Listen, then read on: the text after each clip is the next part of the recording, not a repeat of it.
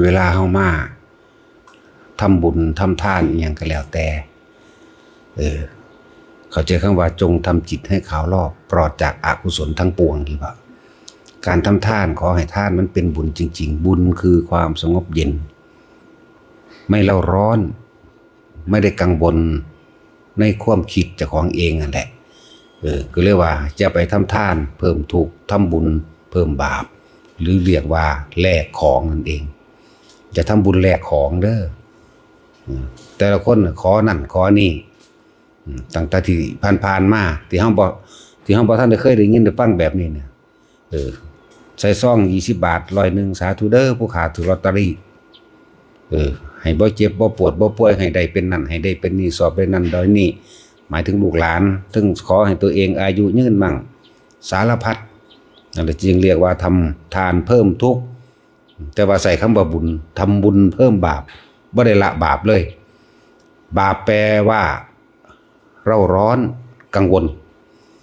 เนี่ยจะว่าที่อยากให้ทุกคนว่ามาทำบุญก็ให้มันบุญจริงๆเถอะบุญคือความสงบภายในใจเฮาสงบเย็นสบายใจไม่กังวลเร่าร้อนในความอยากได้อยากดีอยากมีอยากเป็นใดๆทั้งสิ้นที่ถ้าพวกทำบุญทำทานแลกของ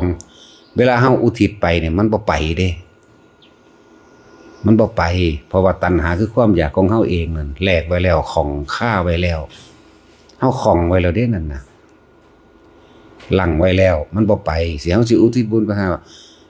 มารดาบิดาญาติสายโลหิตเจ้ากรรมนายเวรหรือผู้ใดผู้หนึ่งก็ช่างมันบ่ไปพอเจ้าของแลกแล้วเข้าใจบ่ล่ะนั่นแหละคำว่าจงทำจิตให้ขาวรอบปลอดจากอกุศลทั้งปวงให้มันสงบเย็นเดินว่าขาวรอบอกุศลคือความคิดไปในความอยากได้ดีมีเป็นตอนนี้ทำบุญและอธิษฐานแบบใดเรียกว่าอธิษฐานโดยตั้งใจมุ่งมั่นสู่จุดหมายที่ปรารถนาแต่หาสิอธิษฐานขอบุญนี้จงเป็นปัจจัยให้ข้าพเจ้าถึงซึ่งพระนิพพานในปัจจุบันชาตินี้เถิดโลดเอาจุดเดียวโลดอย่าไปอยากเป็นนั่นเป็นนี่ได้นั่นได้นี่อย่าไปขอนั่นขอนี่เฮาก็เลยฟังธรรมเพิ่นบ่เข้าใจนั่นแหละมีแต่เหตุปัจจัยไปทางนิพพานอย่างเดียวโลดหรือหลายๆคนที่เฮาได้ยินได้ฟังได้อ่านมาบางคนเพิ่นก็อธิษฐานว่าขอให้ข้าพเจ้าได้รู้ธรรมเห็นธรรมดุจดังที่พระคุณเจ้านั้นได้รู้เถิดจังซี่ก็ถูกต้องหรือว่าขอผลบุญนี้จงเป็นปัจจัยข้าพเจ้าได้ถึงซึ่งพระนิพพานในปัจจุบันชาตินี้เถิดนี่ก็ถูกต้องเอาจุดเดียวอย่าเที่ยวเกิดเที่ยวตายหลายอย่าเที่ยวอยากได้อยากดีอยากมีอยากเป็นอันนั้นอันนี้หลายบ่จำเป็นดอกสวรรค์วิมานเหตุเฮาสร้างไปดีแล้วใจเฮาขาวรอบดีแล้วบ่มีอกุศลแล้วมันทางไปดอกถ้ามันบ่ถึงนิพพานก็ดี นั่นแหละคำว่าสัพพะปาปัสสะอากนังกุศลสูปสัมปทานี่สัจจิตะปริโยทัปปนังเอตังพุทธนาสาสนังนี่จงทำจิตให้ขาวรอบปลอดจากอกุศลทั้งปวงนั่นแหละแบบนี้แต่เฮาไปทำบุญทำทานดีคำว่าขาวรอบก็คือบ่คิดถึงหยังในความกังวลในความเร่าร้อนในความอยากได้อยากดีอยากมีอยากเป็นเวลาเฮาให้ทานนี่มันเฮ็ดง่ายอยู่แล้วทานนี่เฮ็ดง่ายเรียกว่าอย่าขอเด้ออย่าแลกของเด้อเวลาอุทิศบุญให้กับญาติผู้ล่วงลับมันบ่ได้ยิ่งมื้อนี้ในวันพิเศษ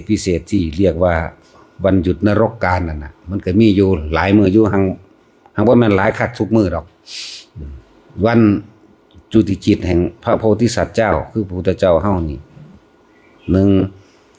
วันมาฆบูชาวันวิสาขบูชาวันอาสาฬหบูชาเรียกว่าทั้งเบิดเลยนรกเบิดทุกหม่องเว้นไว้แต่พวกอนันตริยกรรมบ่ได้มาแลนหาส่วนบุญส่วนกุศลที่ญาติผู้ล่วงลับ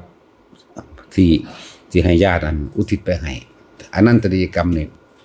เว้นไว้พวกนี้บ่อาจสามารถที่ขึ้นได้นอกนั้นก็กระจายไปหาขอผลขอส่วนบุญส่วนกุศลจากญาติทั้งหลายญาติทั้งหลายจะมันสิไปไสแล้วคือจังเฮาเนี่ยอายุสั้นๆนึง7-80 ปีหรือ100 ปีนี่นึงพวกนั้นตกนรกอยู่เป็นกับแล้วก็มีจะไปแล่นหาญาติอยู่ทางใดบางที่ก็ตกนำกันนั่น บางทีก็อยู่ในนรกมหาเวจีน้ำกันนั่นโอ้ยนรก8 หลุมแล้วบริวารอย่างละ 2,000 มันเป็นเท่าไรล่ะบริวารของนรกแต่ละหลุมเนี่ยโลรู้ว่านรกนี่ก็ในบริวารอีก 2,000 ตาปานรกกับบริวารอีก 2,000 แต่เมื่อมันก็มีวันพิเศษอันนี้อยู่ดอกเรียกได้วันหยุดนรกการนรกบ่ทำงานพวกที่มีโอกาสดีคือพวกเปรตเปรตชนิดสุดท้ายปรชุติชีวิเปรตนี่พวกนี้อาศัยส่วนบุญถ้ามันสิพ้นชีวิตแล้วแม้นผลทานนิดๆหน่อยๆอาจจะเป็นอาหารหรือผ่าสักพื้นหนึ่งแต่พอพ้นเลยเกิดเป็นคนก็เป็นไปเลยเกิดเป็นเทวดาก็เป็นไปเลยคือกันเขาก็มีส่วนอยู่ จังว่าเน้นย้ำเวลาพวกเข้าไปหาทำบุญทำทานอีหยังนั่นนะอย่าไปขอมันอุทิศบุญบ่ไปแล้วเขาเจ้าเป็นหยังคือว่าทำบุญทำทานเราได้ผลเพราะเขาเจ้าบ่ขอบ่แลกอันเป็นกองการกิเลสตัณหาบ่แลกความอยากได้อยากดีอยากมีอยากเป็นเขาเจ้าบ่เอาไปแลกเวลาเฮาอุทิศบุญไปเลยถึงมารดาบิดามั่งญาติสายโลหิตมั่งหรือเจ้ากรรมนายเวรมั่งสารพัดที่มันถึงไปแล้วถ้าเขาพ้นแล้วมีกำลังดีแล้วได้ส่วนที่เฮาอุทิศไปแล้วเนี่ยเขามีกำลังเดี๋ยวเขามีกำลังเขาอยู่ดีกินดีแล้วเขาอาจจะมาช่วยเราเพื่อสนองขึ้นเนี่ยนั่นแหละผู้เขาทำบุญเราได้ผลเขาบ่ขอเด้เขาบ่ขอเนี่ยจังว่าทุกคนนั่นพากันเน้นย้ำจำฝังใจไว้แน่ความขอมันพวกเจ้าไปเกิดเป็นเศรษฐีก็สร้างป่วยคือเก่าพวกเจ้ากับป่วยคือเก่าเจ็บร้อนหนาวคือเก่าตายคือเก่านี่แหมยามใดมันสิพ้นถ้าขึ้นชื่อว่าเกิดแล้วเกิดไปยังก็ตายเบิดนั่นแหละความเกิดกับความตายคือน้ำกันนั่นแหละนี่แหละหนทางแห่งความบ่เกิดเพิ่นก็สอนเฮาอยู่พระเจ้าเพิ่นก็สอนเฮาไว้อยู่อานาปานสตินี่โลด ในโอวาทปาติโมกข์ในมื้อนี้คือเพิ่นสอนฮอดพระอรหันต์พุ่นเด้เป็นวันที่มาประชุมสงฆ์กัน 1,250 รูปมีแต่พระอรหันต์ที่บวชโดยเอหิภิกขุอุปสัมปทาบวชโดยพระองค์เองบวชออกจากปากพระเจ้าเองและพระอรหันตะทั้งหลายแล้วนั้นมีแต่ปฏิสัมภิทาเด้ 1,250 รูปนั้นมาชุมกันโดยบ่ได้นัดหมายที่เพิ่นสอนก็เพราะว่าเพิ่นจะให้จำธรรมทั้งหลายแล้วนั้นให้ออกไปแสดงคือว่าสัพพปาปัสสะกัลยัญกุศลสุปสัมปทาเนี่ยหมู่ภิกษุสงฆ์ทั้งหลายก็จำไปแสดงต่อไปตัวขันติปรมังตโพธิติขานิพพานังปรมังวัตติจำเอาสิ่งทั้งหลายแล้วนี่ออกไปเผยแพร่ให้กับหมู่มหาชนทั้งหลายแล้วเพิ่นก็บ่ให้ไปทางเดียวกันซ้ำแหมให้ไปไผไปเล่าไปไผไปมั่นนั่นแหละเผยแพร่จังว่ามันคือเป็นโอกาสที่ดีโอกาสดีที่ว่าวันพระใหญ่ๆวันพระใหญ่ๆ1วันจุติจิตอุลัมพนสูตร2วันประสูติตรัสรู้ปรินิพพานวิสาขะ3อาสาฬหะมื้อนี้นั่นแหละมันมีบ่กี่มื้อเด้อปีนึงก็เลยจังว่าหลายๆคนยังมาขอนั่นขอนี่ที่ขอไปยังขอไปเกิดก็ขอไปตายใหม่คือเก่านะแต่ว่าพากันจื้อหลักมันไว้แน่อย่าทำบุญแลกของอย่าทำทานเพิ่มทุกข์เพราะว่ามันบ่สิ้นบ่สุดจักเทื่อจะคิดว่าคือสอนมาตลอดเนี่ยเน้นมาตลอดนั่นแหละหังยิ่งขอหังบ่ได้แล้วก็เป็นความเข้าใจผิดมากๆเลยเพิ่นสอนให้เฮานี่ทำเพื่อละตัณหาเด้บ่ได้ทำเพื่อเพิ่มเด้จึงเรียกว่าทำทานเพิ่มทุกข์ทำบุญเพิ่มบาปเนี่ยท่านกับสาระออกจากความเป็นเจ้าของตัวอย่าไปหวังผลในทานอย่ามีจิตผูกพันอย่ามีจิตผูกพันในผลแห่งทานอย่ามุ่งการสังสมในคือสังสมกิเลสได้นี่ในความอยากได้อยากดีอยากมีอยากเป็นให้ละให้จาคะให้สละออกให้มันขาดออกจากความเป็นเจ้าของท่านท่านเรายังเป็นเจ้าของท่านเรายังไปแลกนั่นแลกนี่นั่นเอิ้นว่าเป็นเจ้าของมันยังนำไปอยู่นั่นจังซั่นให้สละออกเลยให้เห็นส่วนลึกเข้ามาในความรู้สึกของเจ้าของในใจของเจ้าของเองว่าให้ขาดออกจากความเป็นอัตตาตัวตนที่แท้จริงคือความอยากได้อยากดีอยากมีอยากเป็นความอยากนั่นแหละตัวตนเฮาเองให้สละความอยากสละความเห็นแก่ตัวนั่นเองจังว่าให้แต่ละคนนั่นน่ะ ไปทำอยู่ไสกะสร้างไปทำบุญทำทานอยู่ไสกะสร้างจะพากันไปแลกหลายหรือสวดมนต์ไหว้พระยังก็บ่ต้องไปแลกดอกบางคนก็พนมมือใส่ซื่อๆก็แลกเอาอยู่ว่าสั่นขอเอาอยู่ว่าสั่นมันบ่ได้นั่นแหละเป็นเครื่องปิดกั้นเห็นบ่ตัณหาคือความอยากอุปทานคือความยึดมันปิดกั้นปิดบังความจริงของเฮาเองเอิ้นว่าปิดบังปัญญาปิดบังความจริงเฮาบ่ได้รู้แจ้งเห็นจริงตามความเป็นจริงความจริงหยังการเกิดเป็นทุกข์แก่เป็นทุกข์เห็นมั้ยความอยากได้อยากดีอยากมีอยากเป็นตัณหานี่แม่นั่นแหละเหตุแห่งทุกข์ทั้งหลายแหละคือตัณหานั่นแหละเฮาจึงบ่เห็นความจริงจักเทื่อจึงว่าบ่ให้แต่ละคนนั่นให้พากันถ้าเฮาเฮ็ดถูกหลักแล้วเป็นโดยสัมมาทิฏฐิมีความเห็นถูกต้องตามความเป็นจริงแล้วจากประสบการณ์จริงของแต่ละคนนี่นะคือว่ามรรคผลนิพพานมันเป็นของไกลเด้ที่มันไกลเพราะว่าเฮามีแต่ปรารถนาเอาแต่ว่าบ่เฮ็ดเอานั่นแหละมันบ่เป็นของยากดอกให้ทุกคนมาฝึกเอาทรงฌานเจริญฌานโดยอานาปานสติคำว่าสมาธินี่แปลว่าจิตตั้งมั่นจิตตั้งมั่นมันต้องมีฐานที่ตั้งของจิตเด้อจิตกับผู้รู้กับจิตคือสิ่งเดียวกันอันเดียวกันความรู้สึกเดียวกันมันก็ซ่อนอยู่ในตาหูจมูกลิ้นกายใจนั่นแหละมันก็ซ่อนอยู่ในรูปรสกลิ่นเสียงสัมผัสอารมณ์นั่นแหละความรู้สึกนั่นแหละบาดนี้เฮ็ดจังใดเฮาสิมีฐานที่ตั้งแห่งจิตให้มันถูกต้องเนี่ยถ้าจับหลักถูกแล้วมันบ่ยากเด้ฐานที่ตั้งของจิตนะสมาธิแปลว่าจิตตั้งมั่นตั้งอยู่กับหยังนี่แหมนี่พวกเขาบ่ทันเข้าใจอยู่นี่ชาภาคุโรนี่ต้องมีฐานที่ตั้งแห่งจิตอันเป็นอาการปีตินั่นแหละจะเป็นเครื่องบ่งบอกเป็นเครื่องยืนยันในตนเองอย่าเอาความรู้สึกออกจากกายจึงหาฐานที่ตั้งของจิตเอาไว้ที่อยู่นี่เฮาฝึกทรงฌานด้วยการจับจุดอุณาโลมหรือนิ่มๆหน่วงๆจงกลางระหว่างหน้าผากนี่เฮาอยู่นี่เฮาสอนเฮาแนะกันแบบนี้แล้วอย่าออกจากความรู้สึกจะออกจากความรู้สึกที่อยู่ในกายนี่มันสิเฝ้าสังเกตความคิดดอกนั่นแหละมันเป็นอุเบกขามันจึงเป็นไปได้ครับภคุโรจิตเมื่อเกิดความสงบเย็นใจแล้วเรียกว่าปัสสัทธิเนี่ยเมื่อปัสสัทธิเรียกว่ามันผ่อนคลายจากความอยากได้อย่างดีมันเลยปัสสัทธิสงบเย็นใจอาการปิติอิ่มปลื้มจิตปลื้มใจเบิกบานอยู่ในตนเองนั่นแหละแต่จิตมันสิคิดไปปุ๊บดึงกลับมาอ๋อไปแล้วเนาะนี่ดึงกลับมาเดี๋ยวมันนั่งอยู่ของมันดอกนั่นแหละมันเป็นเรื่องที่เว้า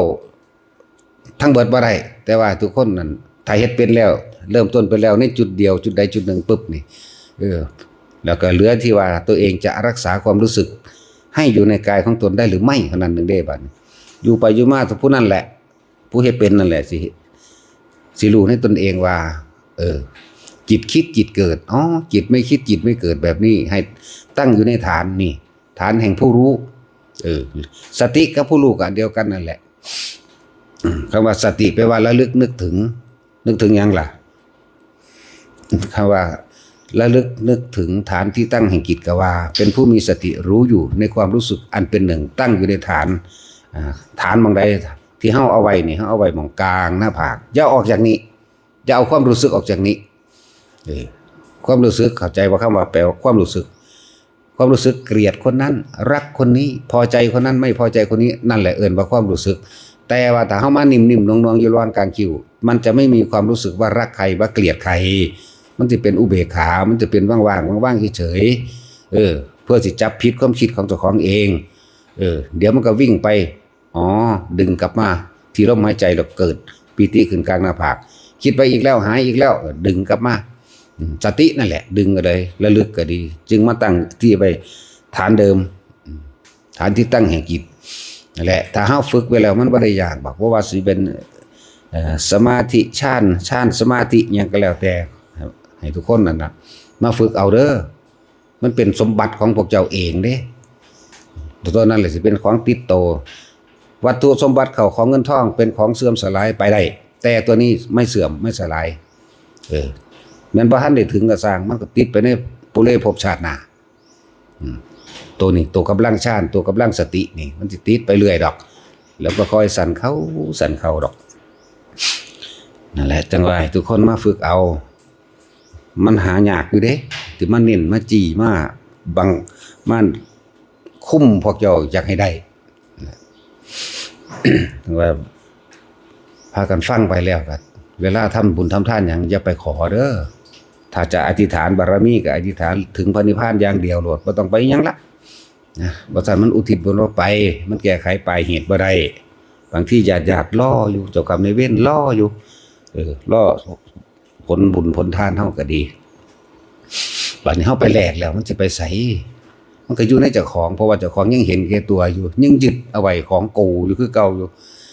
อยากได้นั่นอยากเป็นนี่อยู่คือเก่าอยู่บ่แม่นว่าอยากได้แต่อยากเป็นแต่เจ้าของอยากให้ลูกเต้าหลานเป็นนำพุ่นล่ะมันขนาดนั้นเด้ความบ่รู้ของเฮาแล้วก็การขอมันบ่ได้ดอกยังว่าอัตหิอัตโนนาโถอยากได้สิ่งใดให้กระทำเอาเองบ่แม่นว่ามีผู้ใดผู้หนึ่งโดนบันดาลเด้มันบ่มีหรอกอันสิ่งศักดิ์สิทธิ์สิโดนบันดาลนั่นน่ะเทพเจ้าพระอินทร์มาทั้งใดสิโดนบันดาลมันเกิดจากเจ้าของนี่แหละ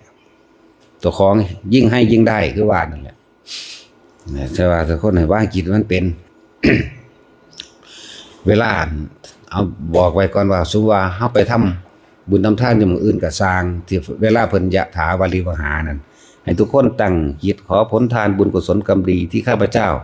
ก็ทำมาแล้วตั้งแต่อดีตจนถึงปัจจุบันณขณะนี้จงถึงแด่มารดาบิดาของข้าพเจ้าทั้งหมดญาติข้าพเจ้าทั้งหมดเจ้ากรรมนายเวรทั้งหมดตลอดทั้งสรรพสัตว์ทั้งหลายไม่มีที่สุดไม่มีปานทุกข์มรบรรดามีนี่เวลาไปทำอยู่หม่องอื่นพากันคิดไว้แบบนี้แล้วก็สาธุอย่างเดียวเด้ออย่าไปขอนั่นขอนี่นั่งอยู่เดียวนี่ขอเบิดขอมาก่อนเบิดบ่มีจักคนเลยบ่เหลือหลอดจักคนเลยที่ว่าบ่ขอขอให้สิ่งศักดิ์สิทธิ์ดลบันดาลขอร่ำขอรวยแม่นบ่ล่ะจังซั่นแล้ว ตอนแรกเว้านำก่อนเด้อให้พวกเจ้าเว้านำเด้อเอาพนมมือไว้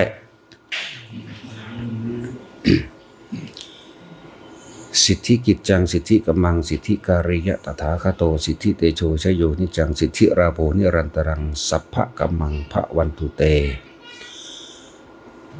ขอผลทานบุญกุศลกรรมดีที่ข้าพเจ้าได้กระทำมาแล้วตั้งแต่อดีตตอนต้นจนถึงปัจจุบันณสถานที่แห่งนี้จงถึงแด่มารดาบิดาของข้าพเจ้าญาติของข้าพเจ้าเจ้ากรรมนายเวรของข้าพเจ้าตลอดทั้งสรรพสัตว์ทั้งหลายไม่มีที่สุดไม่มีประมาณทุกหมู่เหล่าบรรดามีอิชิตังปฏิตังตุมหังคิปะเมวะสนิจฉันตุสัพเพปุเรนตุสังกปาจันโทปนรโสยะถามณิโชติระโสยะถาสัพพิติโยวิวัชชันตุสัพพโลโควินาศสตุมาเตภวัตวันตรายโยสุขีทีขายุโกภวะอภิวาทนาสีลิสนิจังวุธาปจายโนจัตตารโอธรรมาวาทันติอายุวันโนสุขังพลังสัพพะพุทธานุภาเวนะสัพพะธัมมานุภาเวนะสัพพะสังฆานุภาเวนะสัทธาโสถีพระวันตุเตสาธุใครหากินข้าวกันโอ้ยไหว้พระก่อนลืมปัจจัยวัดพระมี9,669 บาทครับ